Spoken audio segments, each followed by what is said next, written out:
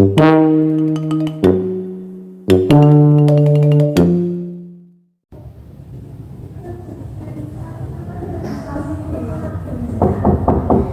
Bu. Iya siapa? Silahkan masuk. Saya Alvira Bu, saya mau konsultasi sama Ibu. Baik Mbak Alvira, silahkan duduk. Baik Bu, terima kasih.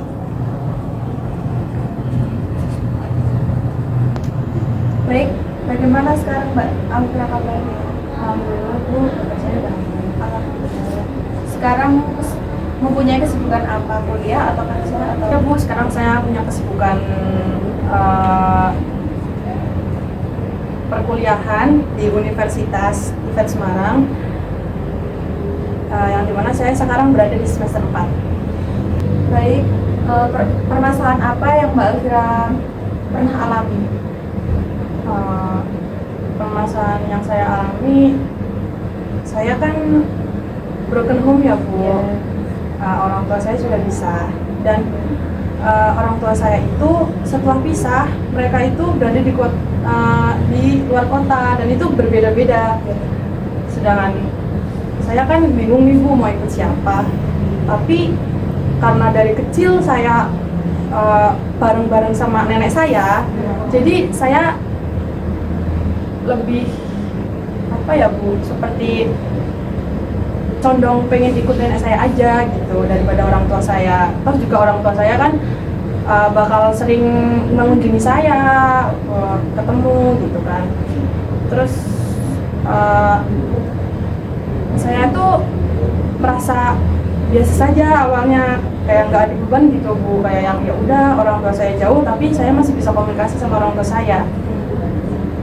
Tapi semakin kesini dengan saya yang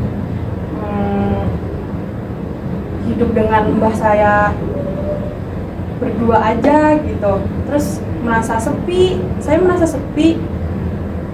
Terus support yang saya dapatkan dari orang-orang sekitar itu kurang gitu Bu, apalagi dari orang tua itu benar-benar saya kurang banget sih Bu, karena saya kan suka volley ya Bu, saya suka volley, terus kan butuh dukungan lebih ya Bu, kayak dari fasilitas, kayak dukungan-dukungan yang biar saya semangat gitu lah Bu. Itu tuh sangat kurang dari orang tua, karena orang tua saya itu sangat sibuk dengan dirinya masing-masing gitu Bu.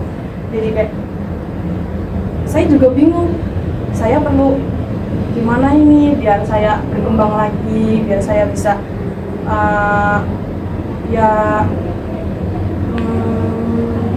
gak terlalu membutuhkan peran orang tua itu, saya itu gimana gitu. Jadi saya berpikir itu tuh pikiran negatif saya sih Bu.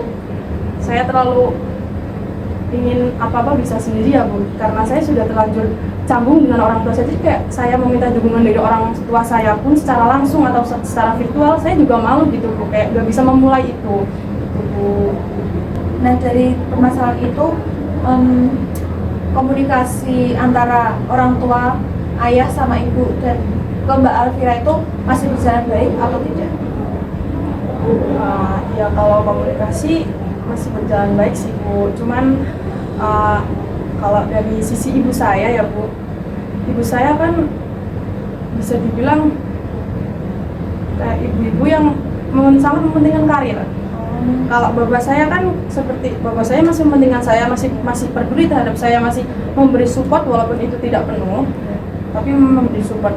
Tetapi kalau dari sisi ibu saya, karena ibu saya adalah wanita karir, mungkin bisa dibilang ya, ibu saya sangat acuh, tidak pernah ada perhatian kepada pencapaian yang saya dapat, perkembangan saya sehari-hari. Itu ibu saya tidak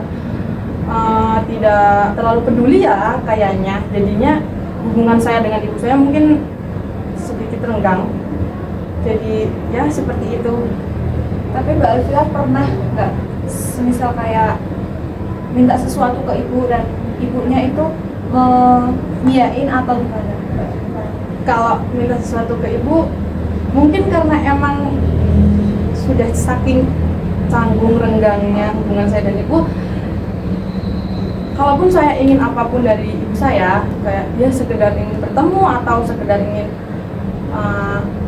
ya bercengkrama gitu Bu, saya nggak pernah minta itu gitu, karena saking jauhnya itu Bu, jadi saya kayak nggak ada hasrat untuk kayak ayo Bu ketemu atau gimana, saya nggak ada itu Bu.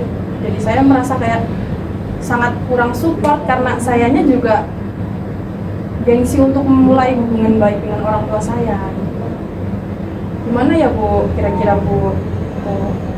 Nah dari permasalahan itu, tadi kan Mbak Elvira bilang kalau ikut Mbah. Nah itu kenapa Mbak Elvira kok lebih nyaman ikut Mbah, nggak ikut sama ayah atau ibu? Karena dari kecil kan, waktu sebelum pisahnya ibu sama bapak saya kan, sama mbak juga ya Mbak, jadi mbak saya juga ikut ngurus saya gitu, lebih sering ngurus saya lebih tepatnya. Jadinya kayak saya tuh udah ada feeling gitu sama mbak saya, dan saya udah nyaman di kota itu. Kalaupun saya ingin ikut bapak dan ibu saya, karena saya lebih nyaman di kota itu, ya saya tetap di situ aja lah gitu. Lagi pula sambil bantu-bantu mbah gitu kan, mbak saya kan udah sendiri kan, jadi kayak saya bikin bantu mbah biar bisa jagain juga.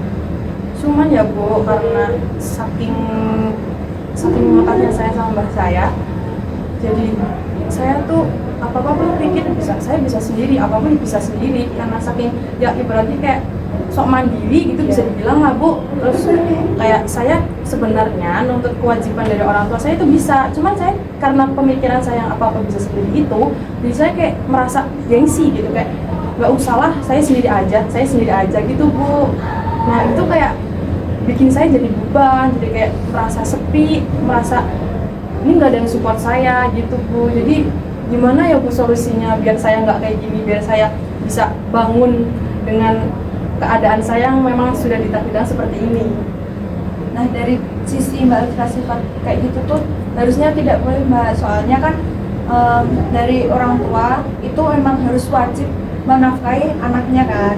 Nah semisal ayah dan ibunya Mbak Elvira berpisah, itu harusnya seorang ayah juga menafkahi anak dan ibunya. Jadi Mbak Elvira itu harus wajib meminta nafkah dari orang tua Mbak Elvira tadi. Jadi sifat Mbak Elvira itu harus dihilangkan, jangan memikirkan egonya Mbak Elvira sendiri. Jadi kurangnya support dari orang tua yang Mbak Elvira alami itu, Mbak Elvira nggak usah khawatir, dan Mbak Elvira nggak usah berpikiran yang negatif terhadap semua orang. Semua orang itu sayang banget sama Mbak Elvira, entah itu dari keluarga, entah itu nenek, teman-teman, atau siapapun itu semua sayang Mbak Elvira. Jadi Mbak Elvira tetap semangat, nggak boleh lemah. Itu mendukung Mbak Elvira tetap bangkit, karena nenek Mbak Elvira jadi salah satu penyemangat Mbak Elvira, satu-satunya di kehidupan Mbak Elvira sekarang. Yang sekarang Mbak Elvira sudah sendiri, nggak sama ayah, nggak sama ibu. Nah di sisi lain kan Mbak Elvira sama nenek kan. Nah itu Mbak Elvira sama nenek itu, neneknya Mbak Elvira itu jadi semangat buat Mbak Elvira ke depannya lagi. Jadi begitu ya, pokoknya saya berarti harus, ya ibaratnya nenek saya itu jadi pegangan saya agar semakin berkembang gitu lah ya Bu. Doain saya ya Bu, semoga bisa berpikir lebih jernih lagi, biar nggak terlalu menyalahkan kedua orang tua saya atas kurangnya support dari orang tua. Bu, terima kasih atas bantuannya Bu, semoga Ibu juga diberi kesehatan dan kesembuhan. Terima kasih Bu. Baik, sama-sama. Maaf ya jika ada salah kata dari Ibu. Ibu, nggak apa-apa Bu, saya juga terima kasih dibantu. Saya pamit dulu ya Bu. Iya. Terima kasih Bu. Iya.